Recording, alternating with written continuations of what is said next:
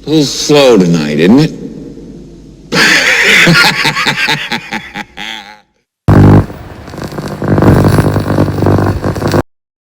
All work and no play makes Jack a dull boy.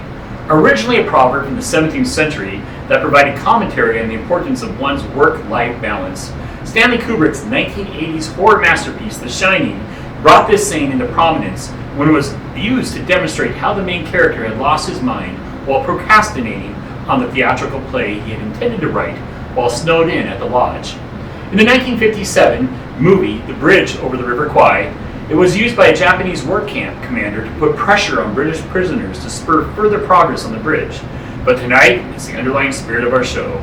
Welcome to GRC After Hours. I'm Michael Rasmussen, the GRC Pundit and Analyst with GRC 2020 Research.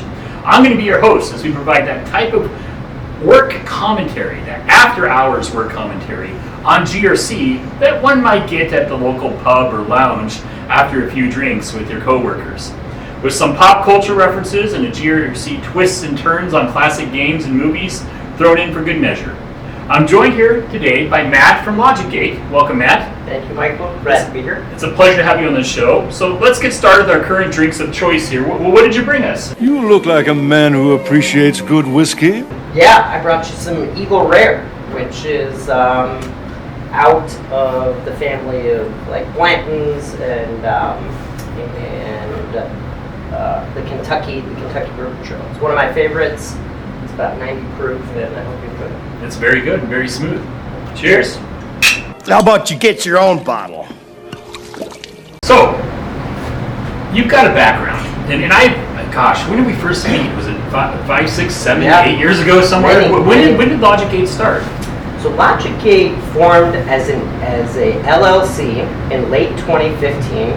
But I've been doing GRC well before that. So I started my career in consulting back in the early 2000s as a business analyst. And to work on the big fun investigations, they didn't really want business analysts, they needed people that knew how to code. So I taught myself how to code, and then there was a big Ponzi scheme called the Bernie Madoff Ponzi scheme. And I coded a lot of the solutions that did fictitious profit analysis for the Madoff investigation. So that's where I cut my teeth in application development, and I parlayed that into a career of building custom GRC solutions from a services perspective under two names, FTI Consulting and Navigant, and then gained that domain expertise over about 10 years, and then myself and two co-founders, Sean Saylor and Dan Campbell, started LogicGate as an LLC in 2015, and then we incorporated and got our first customers in 2016. And I think it was close to that time frame that you and I first met. Yeah. I remember coming across the LogicGate name as an analyst covering you guys in the space, and I was all excited because I've had so many solutions that I cover in the market where they come from the IT security side of the space, and I was really excited to see a couple people that came deeper from the compliance side, the corporate compliance and ethics side, to get together and build a solution. And I think you've done a really good job at bringing together a solution that bridges that. It's a solution that can go deep into IT security and those issues, which are significant. But with your background in things, I think it's also one that's very leverageable for a range of risk and compliance issues. And I think that's the unfair competitive advantage that we had in this space is, I did this for 10 years from a consulting perspective for JP Morgan Chase and Bank of America and Sanofi Aventis. So we knew what to go build, right? And we knew what the compliance team wanted, we knew what the risk team wanted, we knew what the InfoSec team wanted, right? And it all kind of, there were three commonalities across it. One was that they were all looking for a platform because we were always asked to link data together, and then what's the bolt-on that we were going to build on top of it. Two was, this thing right here, this is our gold standard for software. So it's got to look, act, and feel like an iPhone app, or you're not going to get adoption from the first line of defense. And then three is this concept of a flexible data model. And to us, it's really, from a business perspective, it's this concept of change. Everything's going to change now, isn't it? Change is the only inevitability in any business, right? It doesn't matter if you're Chase or you're a mom and pop startup. Over time, your business is going to change. You're going to get into new product lines, new geos, and largely that means your risk appetite changes, the privacy landscape that you're under, the regulatory landscape, the third parties that all of that will change over time as your business grows and morphs. And you need to have a solution that can partner with you and meet you where you are today from your maturity perspective, but also take the journey and say in 6, 12, 18, 24, 36 months. 3 months. Could be. 4 months. I can see that happening, yes. 8 months? How are you as an organization going to change? And what does that mean for your compliance, your risk, your regulatory, your security programs, and how is that going to change? And then how is the underlying technology that's going to manage that change with you in a very easy manner that they themselves, meaning the business folks in those lines of business, can actually use themselves and not have to rely on consulting firms like us to make these changes. I was making so much money on change orders, and it was like, it was great for us, but it was disheartening at the end of the day. I always had people say, why can't we do this ourselves? And that was kind of it. It's very much to your point of agile GRC. I think we never knew to call it agile GRC, but we saw it, and that was the crux of agile GRC at the end of the day. Businesses change. Risk and compliance and security groups are here to support the business. Technology vendors like me are here to support them, but you need to give them a product that can mature and grow with them over time in an easy manner. Now, there's a lot of solutions out there that are focused on the IT security, the hackers and viruses and worms, oh my. Lions and tigers and bears, oh my. To be able to address that end of it. And you can do that. But what are some of the interesting implementations and use cases from an enterprise risk and compliance perspective that you've seen LogicGate used for? Yeah, it's kind of all over the map. I mean, the great thing about LogicGate is obviously, and I think most core GRC, holistic platforms, there's your solution. There's the IT risk and controls, there's the third party, there's the enterprise risk, there's the business resiliency, right? BCP and incident. But I think where we kind of set ourselves apart is when you have something that's very tangentially related to that, but not directly in that wheelhouse. I'll give you an example. There's a huge global search firm out there, right, that had something like 50,000 contingent workers, right? But my lord, there is no such force. In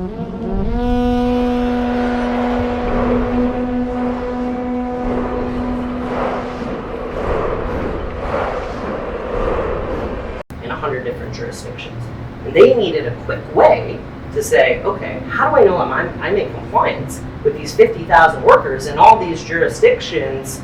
And oh, by the way, I'm getting knocked on the door from the regulators and I'm about to get fines. So they knew what they wanted to do. We had the regs for that, and we were very easily able to stand up that solution for them and add value in a very, very short, and by me, short period of time is 90 days, right? So a quick implementation, show value, and then that gives us the right to then say, okay, well, who else in the organization can we help? And has a, maybe not your 100% fair way, third-party risk, procurement, but those tangential things with processes that are a little outside of your out-of-the-box GRC. That's where we're really thriving. You see, I thrive on misery. And I think where we're seeing a lot of our new customers come in, which are much more the enterprise customers, the Fortune 500s of the world, as opposed to the small SMBs. Kind of when you want to get out of check-the-box compliance, right? We're not a check-the-box compliance platform. We believe in risk, compliance, and security, and we want to work with companies that have that in their DNA as well. Excellent.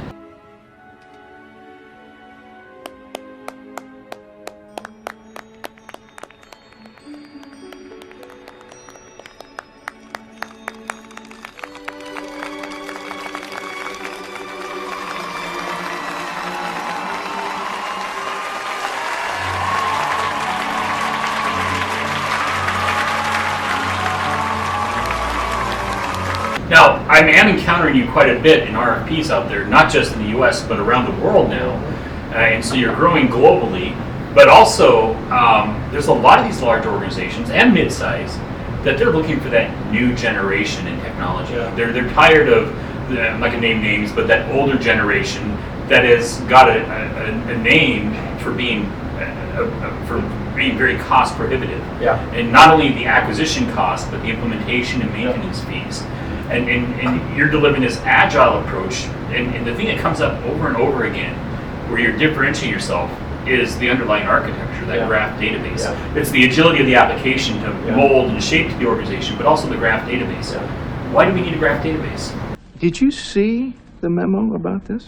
Yeah, and it kind of comes back to what I said before, right? It's this concept of change. Change is the only inevitability in any business, right? And we don't know what that change is going to be. But you have to be able to be nimble and flexible. And with a traditional relational database, it's a hierarchical relationship that you have to set up front, or else you're never going to be able to report on it, right? You got risk and a risk register. And I want to do assessments off of those risks. And then I have findings off those assessments. And then I want to create gaps off of that. And then maybe I have to go to an RCSA process. I don't like my job, and I don't think I'm going to go anymore. Well, that's a data architecture that you have to define and create up front so that you can then query through every level. If I want to say, what are the risks, and show me the findings and the gaps for those risks, right? Query all the way through. With a graph database architecture, it's kind of like bubbles that are out there that I can link risks all the way to findings without having to query through any of this. So it allows me then to insert steps or insert different processes into that. So that if at one spot I'm like, hey, our process is matured, so we need to include these 3 other steps in here, I can do that very easily without impacting my downstream report. So still maintaining really, really, really strong, robust reporting capabilities, but are able to meet the customer's needs where they are today. But we always say, much more importantly, we are going to be in 18, 24, 36 months down the road. And again, they can do it themselves. Fine. I'll do it myself. Right? Not a ton of, consulting fees, services fees that have to go along with this. So, and one last question here. The final question, and a staggering 20 million rupees.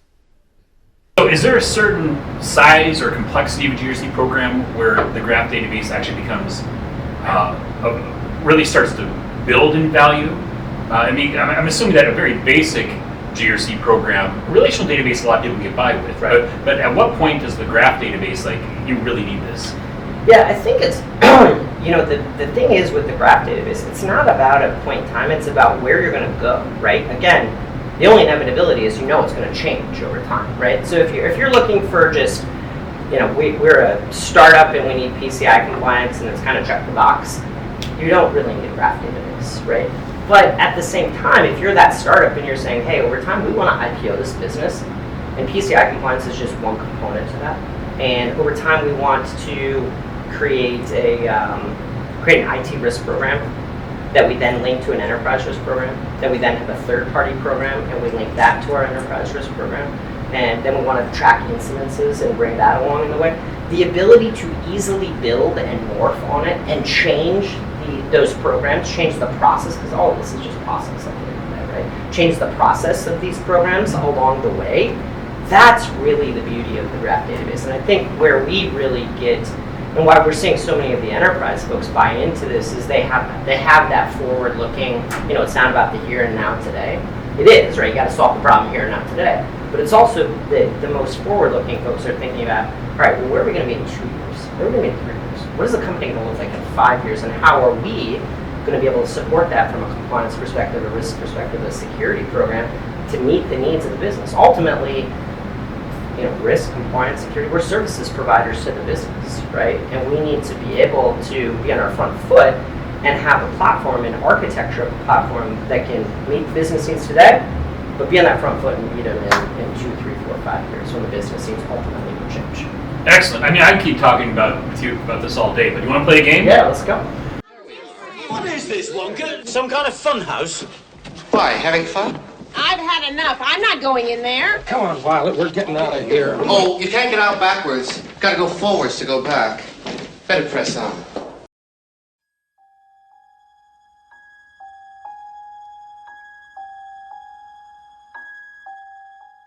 What we have here is Cards Against Humanity GRC Edition. So a lot of questions here. I'll just sort of pull one out of here and see where we're at. And we can scrap it too. We do that at home quite a bit. All right. Here's one. Without risk management, we'd all just be... Risk management? Yeah. Steinbrenner wants everyone in the front office to give a lecture in their area of business expertise. Well, what makes them think you're a risk management expert? I guess it's on my resume. I think, without risk management, There's a lot of problems. If you think about it, I think the best companies in the world, and I think that this has really changed over the last 3 to 4 to 5 years, is risk is now thought of, I think, as a strategic opportunity within organizations. How do you use risk to better understand where those strategic levers are? And without it, I think a lot of companies are putting themselves in a very, very bad spot. We are screwed. Hey, I don't want to hear that defeatist attitude. I want to hear you upbeat. We are screwed. There you go. Doesn't mean you need to do everything. I talk with my legal and HR folks about this all the time, right? Which is like, I'm not going to give you $2, $3, $4, $5 million to like put every risk down to zero in the organization. It just doesn't make business sense, right? But it was only that you were a good man of business, Jacob. But I want to know about all the risks, and I want to have them, and I want to make an informed business decision of, do I accept this risk, or do I need to give you money to mitigate this risk in the form of people, technology, something, and then you amplify it from where LogicGate is, 250 employees, 400 customers, out to giant organizations. We are an organization of a different dimension. Like a Chase or an ING or a GlaxoSmith, right? And all the different product lines they have and looking at it. And that's where it very quickly snowballs into, you need teams of people doing this, and you need technology to help you do this, and you need the business. Because at the end of the day, the risk folks are, in my opinion, they're shepherds of the program. They're shepherds of the culture. The business has to drive it, because they're the people that are living it, breathing it, seeing it every day in and day out. I completely agree, and unfortunately, at least my view and my experience is, in the U.S., risk management is so much a compliance exercise time and time again. Where in Europe, particularly Germany, where I've actually encountered LogicGate a few times now, it's much more of a business and strategy focus, as you state. And I think there's a lot that the U.S. can learn from the European perspective on risk. Oh, 100%. I mean, you think about that. It makes a ton of sense, right? German companies, those, especially German car companies, they're so risk-averse. They check every box, dot every T. I'll personally dot the I's and cross the T's. Sloppiness breeds inefficiency. The downstream implications are so bad that we need to have that, right? And I feel like in those companies, risk is elevated to the same level as product, the same level as engineering, the same level as the office of the CFO, right? They have a true seat at the table. And I think that we in America are getting much better at this, especially over the last 5, 6, 7, 8 years, but certainly are not where they are, right? From does the risk team have a true seat at the table? And for me, kind of everything's risk at the end of the day. Compliance is risk,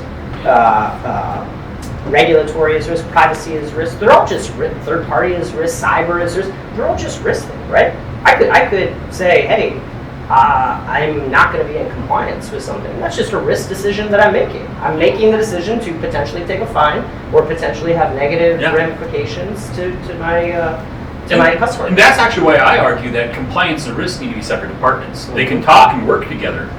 But I can make a risk assessment that breaking the law, I can get away with. There's a or it's a good business decision potentially. And compliance is there to make sure we stay within boundaries, and so I think there's proper checks and balances. The child mentioned a check. 100%. If the business decision is, hey, if we don't do this, we're going to get $1 million fine. But if we do this, this is going to take $10 million to do, and there's no reputational damage. Well, the business decision, lends itself to say, don't do it. Right? The compliance decision lends itself to say, you must do it. There's so much I can comment on this in your comments too. Just some quotes that I collected that in context of this question here. Teddy Roosevelt, U.S. President, said, "Risk is like fire. If controlled, it will help you. If uncontrolled, it will rise up and destroy you." It means, and this is just a rough translation, a man with a spear trapped a bird and a sideways fish in a vase. John Paul Jones, a famous Revolutionary War naval hero, we know him for the famous scene, "I have not yet begun to fight," and he won a big naval battle. He said, "It is a law of nature, inflexible and inexorable, that those who do not risk do not win." Are you surrendering? Do you ask for quarter? No, sir! I have not yet begun the fight! If you're not taking risk, you're not in business. Oh, totally. 100%. And Judge Mervyn Keane of South Africa said something along those lines. He's the impetus for the Keane 1, 2, and 3 and 4 reports on corporate governance.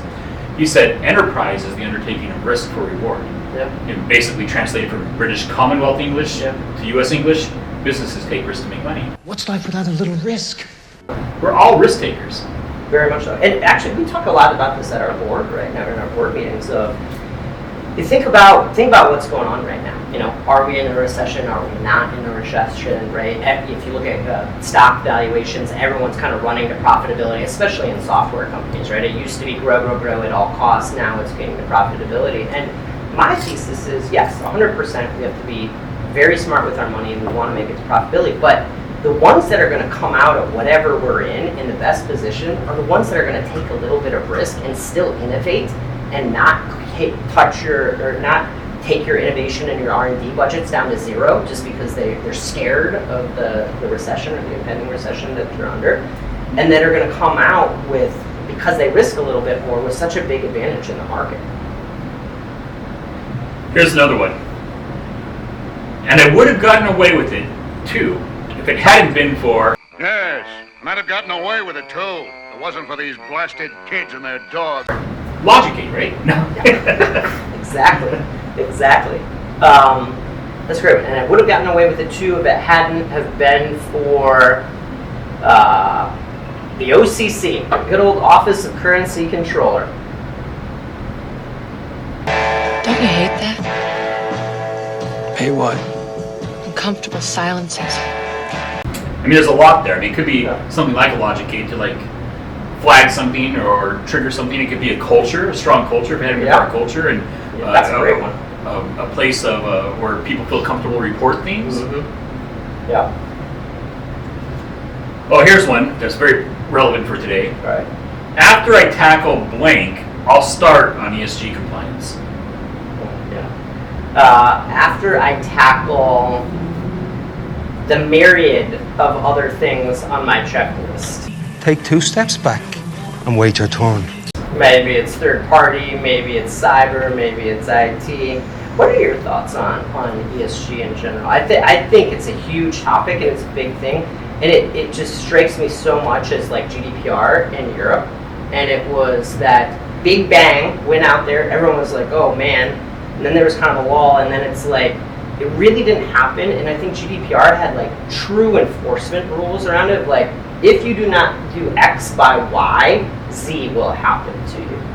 And I don't know, from your perspective, do you think we have that yet for ESG? Dr. Harris. Yes? Do you concur? No, but I do think, first off, there's different perspectives, US and Europe again. Yep. Europe, I mean, you've got broad regulation, like the EU CSRD, the Corporate Sustainability Reporting Directive. 50,000 firms have to start reporting against CSRD. Tens of thousands. Which is broad. Too many times I see in articles that people think that the SEC rules are like ESG. That's just half the E, and not even the full E. Yeah. But in the EU, you have CSRD, which requires reporting across that, the ESG. But then you got Germany's Corporation Supply Chain Due Diligence Act, that you have to do ongoing continuous due diligence on ESG across the layers of your supply chain, and it can hit 2% of your revenues in fines. Mm-hmm. And that has teeth. Yeah. Yeah, that certainly has teeth to it. Yeah. So I think it's something that's going to come out there, but I think it's one of those things of the horizon with ESG to me is 2, 3, 4 years, and then it's going to start being one of these. I think it's more immediate in Europe. Yeah. Things are happening there. In the U.S., we're at a political stalemate. Right. People are just sort of waiting and seeing, and even the U.S. Supreme Court case today, that came down on the environmental policies of the administration and things. And so there's a lot of back and forth. Yeah. But what's really going to drive ESG in the more near term in the U.S. is lawsuits, greenwashing lawsuits. I mean, we're in the U.S. We love our lawsuits. We love litigation. There's a lot. And even in Wisconsin here, we've got lawsuits happening on PFAS, forever chemicals. And there's so much going on. Here's one that I think is really top of mind to LogicGate, because I've been on webinars with you talking about this, LogicGate webinars. But risk quantification is for... It's for the masses. Because I am a river to my people.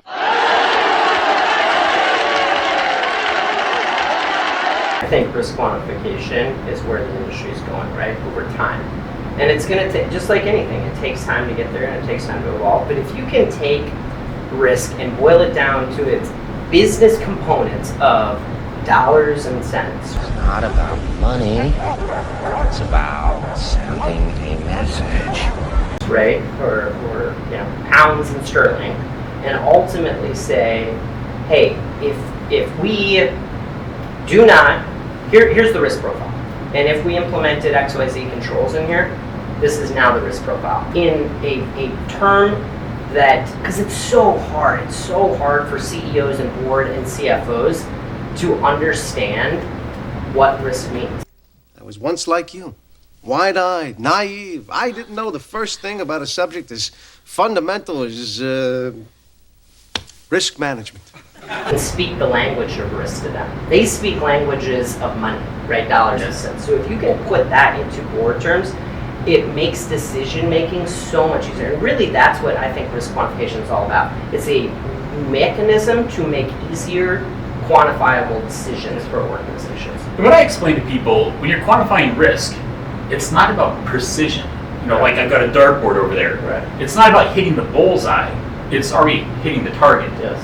And I think so many people get wrapped up when they see a number. It's like, well, it's I think it's $2,000 less than that or something. 100%. It's like, it's within. Are we within the right range? Yes. Right. Are we within a standard deviation? Yes, of exactly. Yes, 100%. We can do this all day, but I'll just give you one more here, and it just builds off what you just said just a minute ago. Good news. The board wants us to. I want you to kill Peter Parker. Good news. The board wants us to. I had a good one in my head. Go ahead. I think I know what it was.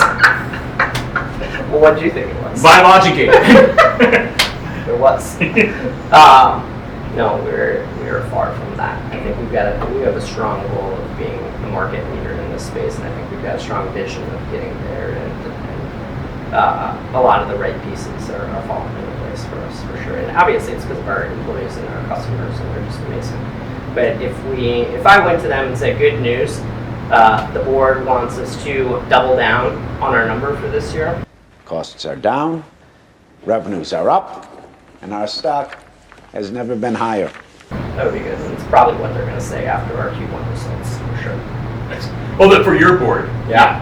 I was reading that as someone else's board. Somebody else's board. I think we're far away from that, right? I got to build a market leader before someone can buy us. But speaking of boards, it's interesting because we've talked about Germany a lot, where I've encountered LogicGate. I know of one major German automobile brand. I mean, one of the big brands. They have a whole initiative right now on GRC that's driven by the board of directors. Yeah. It is a board-driven RFP and strategy right now. Yeah. And that's quite interesting because the board directly is involved in it. Yeah, that is very interesting. And I think, and again, we've said this, I think Europe is on the front foot of risk and compliance, and I think that's, that's their culture, right? They have a culture of that, just in general. Like, take out companies. I think the Europeans are a much more risk-forward culture, I think, than the Americans. Are kind of, you think about the 70s in America, free spirit, just running flower children. Anybody want to go to San Francisco? I'll go. Far out. And I think more and more in corporate America, over time, we will see the same things that are being implemented in Europe at the board and executive level. I have a question for you. Beaver asked the question. What the hell was that? What are you doing? What are you doing? Hey! And this is a hot topic, and we discuss this and debate this, and we've been talking with our customer advisory board and customers about this. How do you think generative AI and ChatGPT and open will play into our market? Maybe not, in the short term. I'm just saying the short term is the next 12 to 18 months, but long term. I think it's already playing in our market. And in fact, going back to Germany again, I don't want to be we're stuck there. I mean, you're all over the place. I've been in Germany twice this year. But one major German corporation, they worked on their whole enterprise risk RFP. They selected and implemented a vendor. But their next phase was, how do we keep up with internal controls? Yeah. And they couldn't find anything out there, and so within their tech incubator, they actually built using generative AI and natural language processing, a way to write control narratives for themselves, and it works pretty well. Now, generative AI is going to have a huge input. I already see natural language processing having a big impact on things like regulatory change. In fact, I was talking to the chief ethics and compliance officer at a pharmaceutical firm in the United Kingdom, and they said that natural language processing, it's a gazillion times faster at reading than humans. I got faster. Than you? But they also found it's 30% more accurate. That if we have a stack of paper, like in the financial services, the FCA rulebook is supposed to be like 6 feet tall.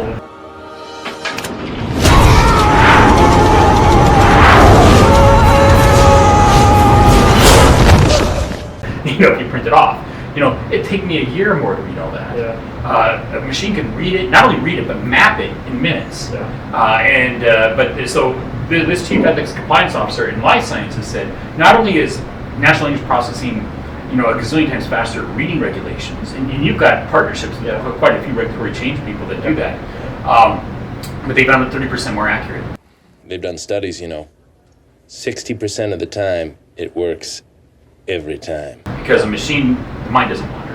If I had a stack of paper to read, I'm going to be thinking, the Milwaukee Brewers going to win the game tonight that we're going to, and all these things. But in the world of generative AI, I think it's a very powerful tool for governance, risk, and compliance.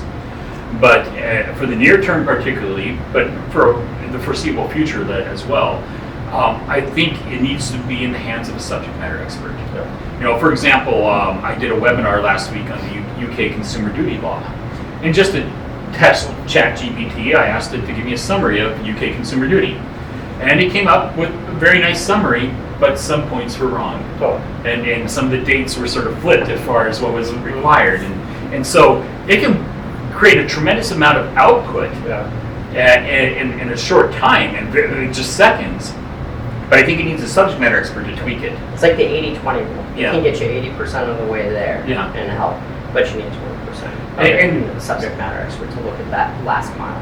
And also, like in the area of policies, it can write a policy for you, but you need to make that policy your own, in your own tone and language. I mean, Google's code of conduct used to be funny to read. I'm not quite sure what the current one is with Alphabet, but it said, "Don't be evil."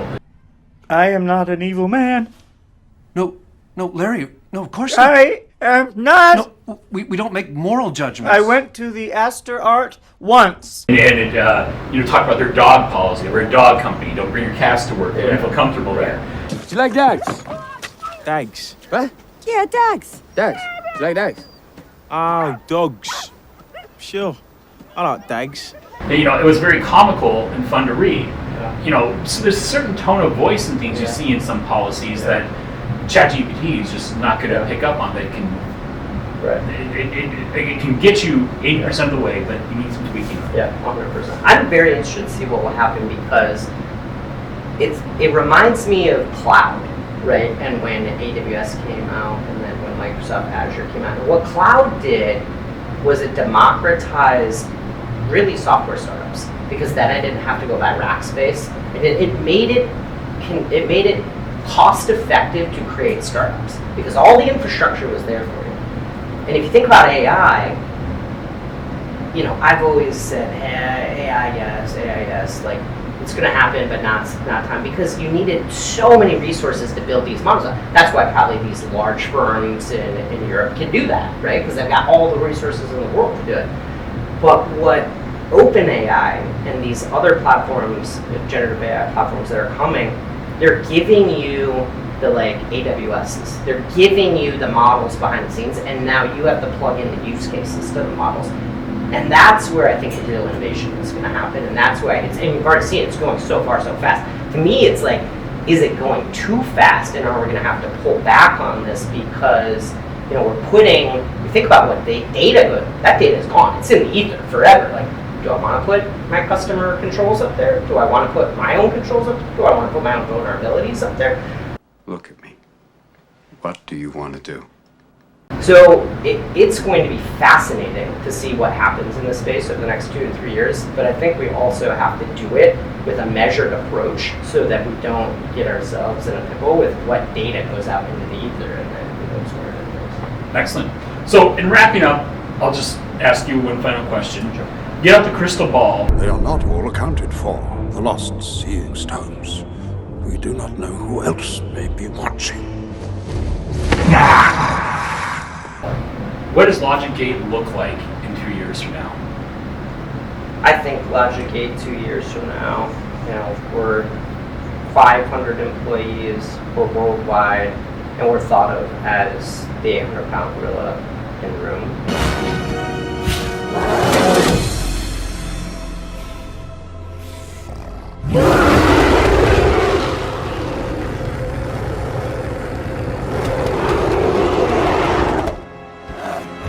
Excellent. I'm looking forward to seeing that, and it's been a pleasure monitoring LogicGate as an analyst for the last, 7, 8 years going on there, and to see that change.